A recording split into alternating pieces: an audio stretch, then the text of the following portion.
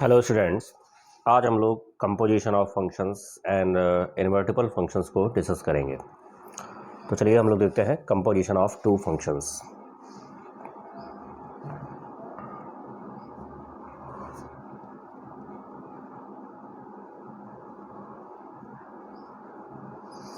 Compositions of functions.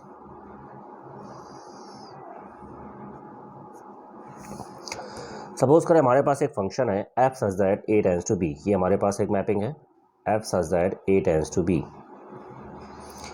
दूसरी mapping हमारे पास है g such that b tends to c। g such that b tends to c। तो आपका जो कंपोजिशंस है f एंड g में वो डिनोट किया जाएगा g o f। Then the composition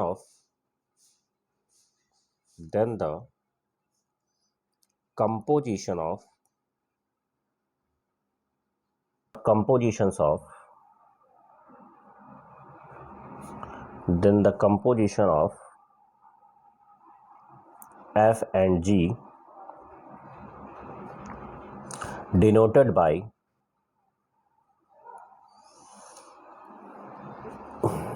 by GOF, ठीक है, is defined by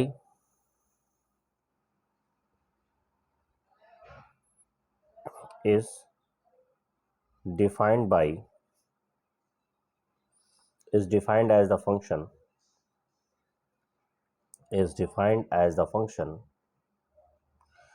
और अगर आप इसको फंक्शन से डिफाइन करते हैं तो हो जाएगा GOF such that A tends to C। Okay,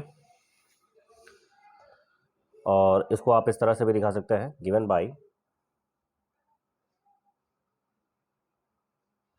by GOF X is equal to G function of fx। Okay, for all x belongs to a। तो ये हमारे पास f और g में कंपोजिशन हो गया। इस तरह से दो सर्कल हम बना लेते हैं। सपोज करें हमारे पास ये एक f सर्कल है, ठीक है ना, ये a सर्कल है, ये हमारे पास एक सेट b है और ये हमारे पास एक सेट c है। ये आपके पास f से मैप्ड है, ठीक है, ये आपके पास g से मैप्ड है, ये हमारे पास a है, ये b है और ये हमारे पास c है। अब यहाँ पर आप देख सकते हैं कि अगर a से b में मैपिंग क्या है f है और b से c में मैपिंग क्या है c है, तो अगर आप इसको कंपोजिशन करें a का c में तो ये कंपोजिशन कहलाएगा GOF कहलाएगा, ठीक है ना। ये कंपोजिशन कहलाएगा, कैसा कहलाएगा, GOF। अगर सपोज करें ये मैपिंग g में होता और ये मैपिंग f में होता, ठीक है ना, अगर a से b में मैपिंग आपके पास क्या होती, g में, और b से c में मैपिंग क्या होती, f में, तो जब आप a से c में कंपोजिशन करते तब कहलाता FOG बनता आपके पास, ठीक है। तो ये हमारे पास मैपिंग है। चलिए इस पे क्वेश्चंस को करेंगे। क्वेश्चंस हमारे पास है,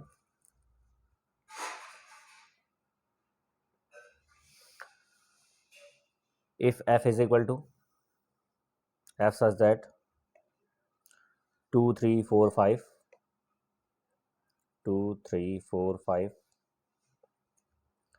tends to 3 4 5 9 3 4 5 9 and g is equal to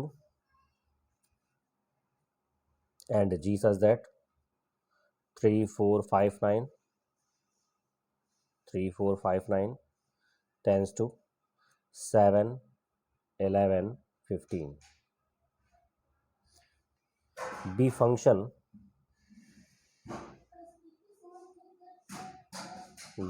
functions defined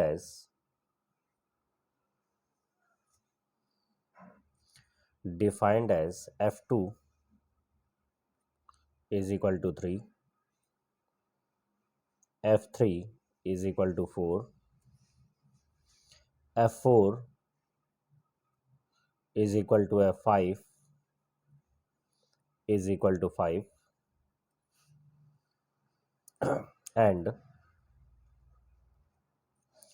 and g3 is equal to g4 is equal to 7 and G5 is equal to G9 is equal to 11. Then find the value of GOF. ये हमारे पास question है. Okay, इस question को ध्यान से देख लीजिए. तो चलिए इस क्वेश्चन को हम लोग करते हैं. तो इसको हम लोग ऐसी मैपिंग सही करेंगे, सर्किल बना करके. तो चलिए हम लोग 3 सर्किल यहाँ पे ड्रॉ करेंगे. ठीक है.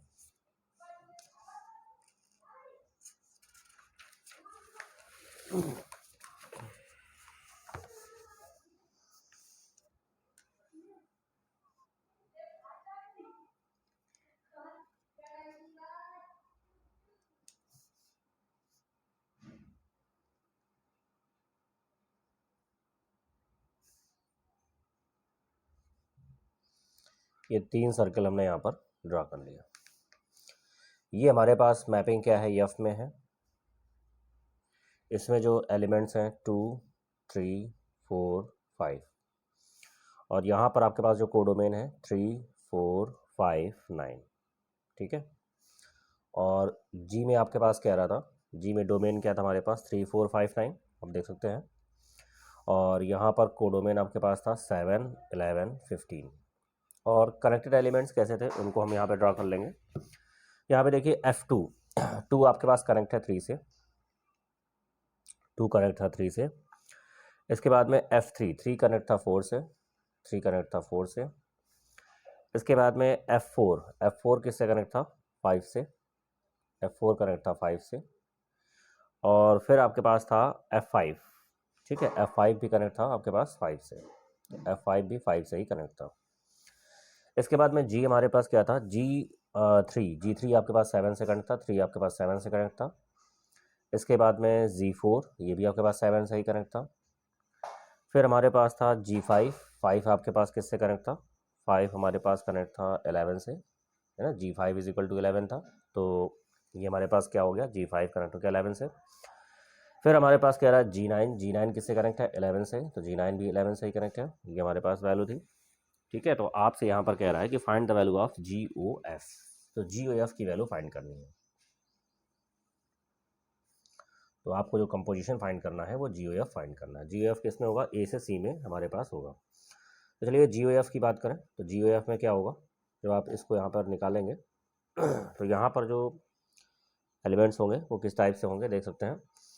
देखिए ये 2, 3 और 7, तो बीच का मिड का टर्म यहाँ से हम हटा देंगे तो ये हमारे पास वैल्यू क्या हो जाएगी 2, 7. ठीक है, 2, 7 ये हमारे पास एलिमेंट्स आएगा. या आप कह सकते हो GOF2 ये क्या होगा 7 होगा, ऐसा भी आप कह सकते हैं. फिर देखिए यहाँ पर 3 है, 4 है, फिर 7 है, तो वैल्यू क्या हो जाएगी 3, 7. फिर हो गया 4, 5, 11, तो वैल्यू क्या हो जाएगी 4, 11 हो जाएगा. फिर इसके बाद हो जाएगा 5, 5, 11, तो फिर क्या हो जाएगा 5, 11 हो जाएगा. तो ये हमारे पास वैल्यू हो जाएगी. तो इसको आप इस तरह से लिख सकते हैं, या फिर अगर आप इस तरह से ना लिखना चाहें तो आप इस तरह से भी इसको लिख सकते हैं कि GOF2 इज इक्वल टू 7 होगा, GOF3 इज इक्वल टू 7 होगा, GOF4 इज इक्वल टू 11 होगा और GOF5 इज इक्वल टू 11 हो जाएगा. तो ये हमारे पास इसका आंसर होगा. आई होप आपको ये क्वेश्चन क्लियर हो गया होगा. ठीक है. चलिए अब यहाँ पर कुछ नोट की बात करेंगे. अब हम बात कर रहे थे इनवर्टिबल की. ठीक है, invertible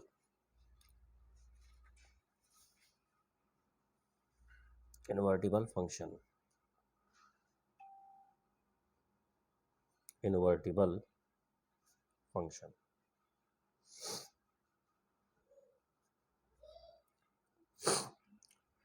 if f is invertible, आपके पास मैपिंग है f such that a tends to b, mapping f such that a tends to b and f is invertible, and if f is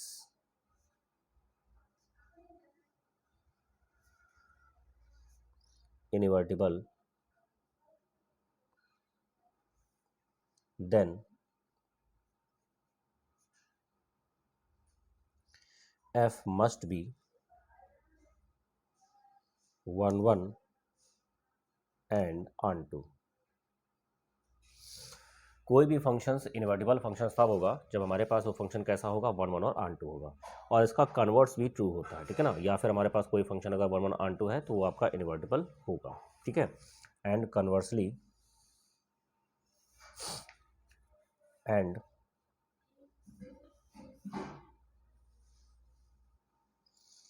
and conversely, if f is 1 1 and onto,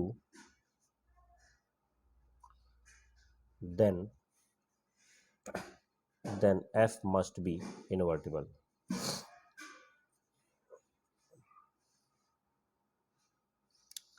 Then f must be invertible. तो ये हमारे पास invertible functions हो जाएगा, ठीक है। तो I hope आपको invertible function समझ में आ रहा होगा। तो इन्वर्टिबल में क्या होगा, अगर हमारे पास कोई मैपिंग या फिर ए टेंड्स टू बी में है और आपके पास एफ क्या हो जाए 1 1 और ऑन टू मैपिंग होगी, तो हमारे पास एफ कैसा फंक्शन होगा, इन्वर्टिबल फंक्शन होगा, ठीक है। चलिए, इसके बाद हमारे पास थ्योरम्स है, कुछ नोट में लिखेंगे।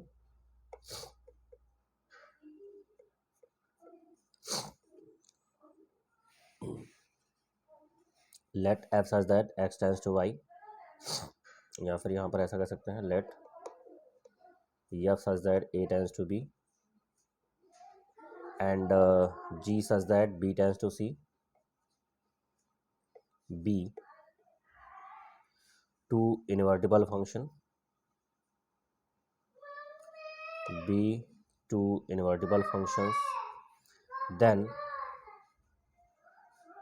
g of is also invertible. कहने का मतलब ये है कि हमारे पास f और g अगर ये अलग अलग इन्वर्टिबल है तो g या b क्या होगा, इन्वर्टिबल फंक्शंस होगा। और किस तरीके से होगा, विथ g ऑफ का whole of inverse is equal to, value हो जाएगी f inverse o g inverse, ये हमारे पास वैल्यू हो जाएगी, ठीक है। आई होप आपको ये क्वेश्चंस क्लियर हो गया होगा। और इनवर्स में हमारे पास वैल्यू क्या होती है, इनवर्स में तो आप जानते हैं कि ऑर्डर्ड पेयर आपके पास क्या होता है, चेंज हो जाता है। तो इस तरीके से आप इनवर्स को आप फाइंड आउट कर सकते हैं। और सपोज करें हमारे पास कोई एफ कोई वैल्यू है, ठीक है,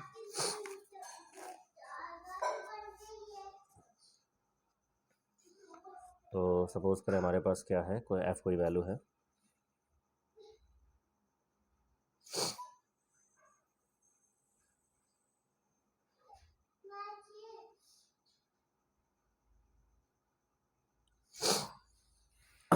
एक क्वेश्चन यहाँ पर ले लेते हैं।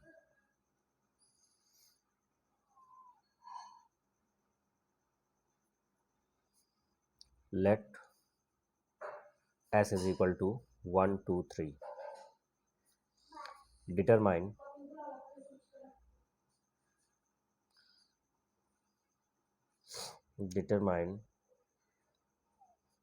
whether the functions f such that s tends to s defined as below have inverse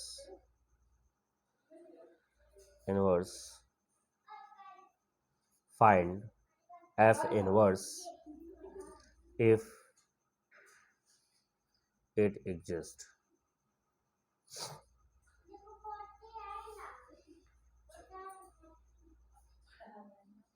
f is equal to 1 1 2 2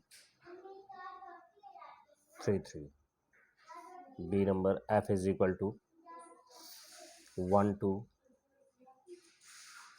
2 1 3 1, c is equal to f is equal to 1 3 3 2 2 1। यहाँ पर इन्वर्स निकालने के लिए कह रहा है, तो देखिए हमारे पास इन्वर्स तभी निकल पाएगा जब फंक्शन कैसा हो, इन्वर्टिबल हो। और इन्वर्टिबल फंक्शन क्या होगा, अगर f हमारे पास 1 1 ऑन टू है तो हमारे पास एफ क्या होगा, इन्वर्टिबल होगा, और अगर एफ इन्वर्टिबल है तभी आप उसका एफ इनवर्स फाइंड कर सकते हैं। तो चलिए ए नंबर देखते हैं।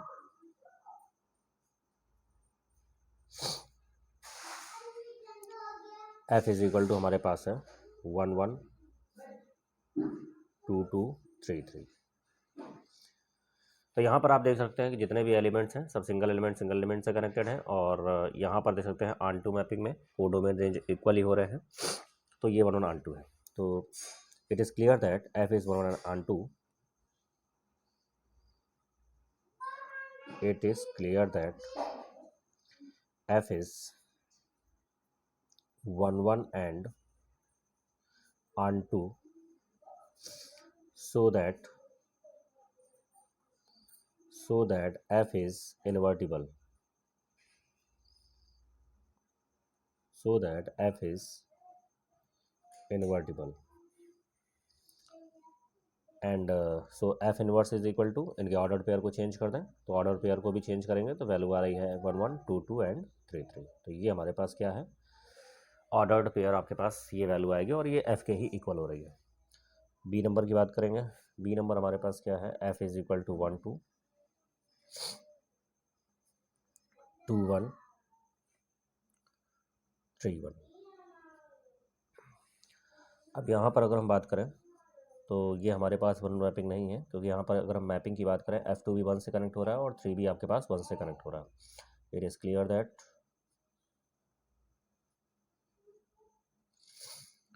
F2 is equal to F3 is equal to 1. So F is not 1 1. So F is not 1 1. So that F is not invertible. Okay, चलिए इसी नंबर की बात करते हैं। यहाँ पर F की वैल्यू हमारे पास है 1 3 3 2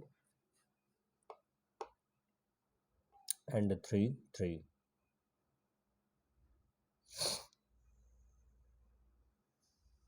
सॉरी, यहाँ पर हमारे पास क्या है 1 3 3 2, और ये हमारे पास क्या है 2 1 है। ठीक है, ये वैल्यू हमारे पास 2 1 है। तो यहाँ पर क्लियर कर रहे हैं कि यहाँ पर भी हमारे पास ये कह रहा है कि 1 3 से कनेक्ट है, 3 2 से कनेक्ट है, 2 1 से कनेक्ट है, तो यहाँ पर भी सब अलग अलग ही कनेक्टेड है। ठीक है, तो ये हमारे पास वन मैपिंग है, तो इसका मतलब यहाँ पर ये हो गया कि ये इन्वर्टिबल फंक्शंस है। तो it is clear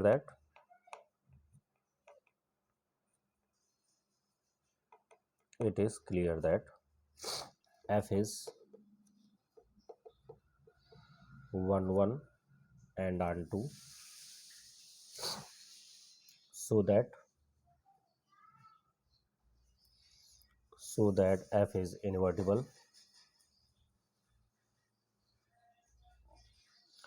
so f inverse is equal to, अब अगर हम इनवर्स की बात करें तो इनवर्स क्या होगा, ऑर्डर्ड पेयर को चेंज करेंगे तो ये वैल्यू हो जाएगी 3 1 एंड 2 3, और ये हो जाएगा 1 2। देखिए कुछ क्वेश्चंस और भी आपको आगे मिलेंगे जिसमें इनवर्स निकालने के लिए, भाई इनवर्स में तो 1 1 ऑन 2 आपको प्रूफ करना पड़ेगा, और इनवर्स में कुछ ऐसे फंक्शंस होंगे, तो फंक्शंस को हमें यहाँ पर निकालना होगा कि हमारे पास ये इनवर्स कैसे फाइंड आउट करेंगे, तो वहाँ पर हम लोग एक्सरसाइज पे इसको डिस्कस करेंगे। ठीक है, आई होप आपको ये चीज़ें क्लियर हो गई होंगी, इनको आप अच्छे से दोबारा फिर से देख लीजिएगा, और नेक्स्ट डे हम लोग एक्सरसाइज को डिस्कस करेंगे। Okay, thank you.